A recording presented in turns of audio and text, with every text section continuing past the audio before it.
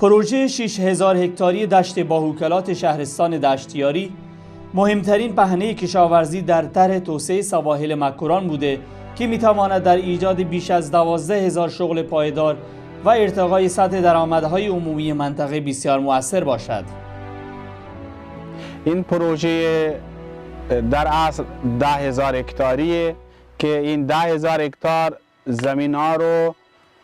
سندش به نام بانک زمین بود که 6000 هکتار آن رو به مردمان قرار بوده بومی اون منطقه واگذار بشه که 6000 هکتار واگذار شده به افرادهای غیر بومی طرف در شهرستان ایرانشهر، خاش، زاهدان، حتی در استانهای دیگه هستند ولی داخل پروژه ثبت نام کردند. پروژه چند سال که پروژه بنتا ہے دا اور بنگا بھی تو ما درو خوشحال بیتیں کہ ساتھ بنے گئے میں ساتھ بنتا پیشنے ما خوشحال بیتیں کہ دولت ہمارا ساتھ بناتا داتا ما پروژہ کا کشاورزی ما کنے رات کا کانال کشی کتے ما خوشحال بیتیں کہ ما کہیں زندگی میں بنی ما زندگی کنے ہن ایک زمین ایک آڈ بیتا برابر بیتا نے آڈ کتے برابر کتے وجہ ما کانال کشی تو برابر کتا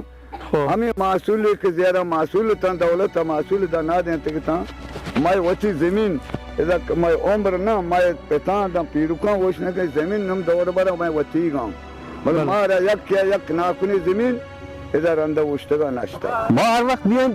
برنامه‌ریزی کنیم برای کاری میشه اشتغال ایجاد کرد. من بارها اینو گفتم. ببینید منطقه ما کلا بلوچستان ظرفیت این همه زراعت رو نداره. الان من حساب کردم تو منطقه ما فقط تو کنار پروژه بخش باهوکلات 10000 هکتار کشاورزی زراعت میشه. 10000 هکتار زراعت میشه در حالی که توی همون تحریک در اول بوده 2000 خورده 2400 هکتار برای زراعت در نظر گرفته شده. الان 10000 هکتار زمین فقط در پروژه دارن اندونه میکارن. حالا شما جلگه رو در نظر بگیر، زرآباد رو در نظر بگیر، نمیدونم دشتیاری رو در نظر بگیرید، زمین های اورکی و اوشن ببین 30000 هکتار ظرفیت بلوچستان نداره. هر هکتار اگر 30 تن ما برداشت کنیم میشه یه چیزی اولوش 1,000,000 تن اندونه. اقدامات ما از طرف جامعه مردمی شوراها نامه‌نگاری خودمون رو انجام دادیم به مسئولین وقت، به استانداران و فرمانداران قبلی ما نامه‌نگاری مکاتبات خودمون همه رو انجام دادیم که متاسفانه تا به الان هیچ گونه عکس العملی در خصوص این پروژه به مردم جوابی به ما ندادند. و آیا یه 40 میلیون که بانک کشاورزی دادن 40 میلیون کجا بیتا؟ کیا وارتا امی ما کنی یک ثبت نام کتا که یک نامیان ما 100,000 تومان داتا گوره آ 40 میلیون تا 400 نفره آ کیا زورتا کیا بورتا بند ما واب بستگان گاب بند ما گاب بند واسطه کشت کشار کتا تمام بیتگان و مردم واسطه هنی هیچ کستی ये मानते हैं रूस्ता ये कौन वाले तो के सरपा नाम नया के कभी तौजीह इतना राह गुजरा माना हाँ लाते के दाई गंदिन मार दो वास्ता मतलब गंदिन भी शपा मन केस कर रहा होगा भी तुमको मना देते के तो कुछ रहा है मौसम तो नहीं है तो कर रहा हूँ उसको नबा ने का मैं इंदवाना केसता उसको खोतो इंदवाना केसता नहीं मैं उसे लोगा मार रहा हूँ हंटू आज़ामा के उसका खुदा ये सादा दास बहन दे बेरा कमाए दे नहीं मैं वार भी तेरी बोला मैं तीसरी में वाला तो कहीं मैं ये प्रोजे توقع که ani زمینایی که پروژه توقع بالای 578 پلاکن که یه پروژه توقع آیا یه در مختلف مردمانی که باوکلات مثلا گومتی بخش مردمانی که تنها باوکلات زمین نه بله اور چی یاد کردن باوکلات زمین نه گفته که بیای نامنویسی کنه مردمان یه سمجھتا که ما نامنویسی پرچی بکنیم زمین में زمین نه ما زمین نامنویسی نکنیم پدا آنی دفتر بورتا چیرکانی چهبارا زمین او دفتر جاتا دفتر جاتا که دانی مردم اعلان کتا یا جهاد یا منابع طبیعت شما مثلا ثبت نام بکنه علی که 100,000 تومان بلکه اور اوچی 100,000 تومان ہوں یہ بازار مردم ہوں نبید تا انگت هم 100,000 تومان یہ بازار مردم نیه که بیای ثبت نام بکن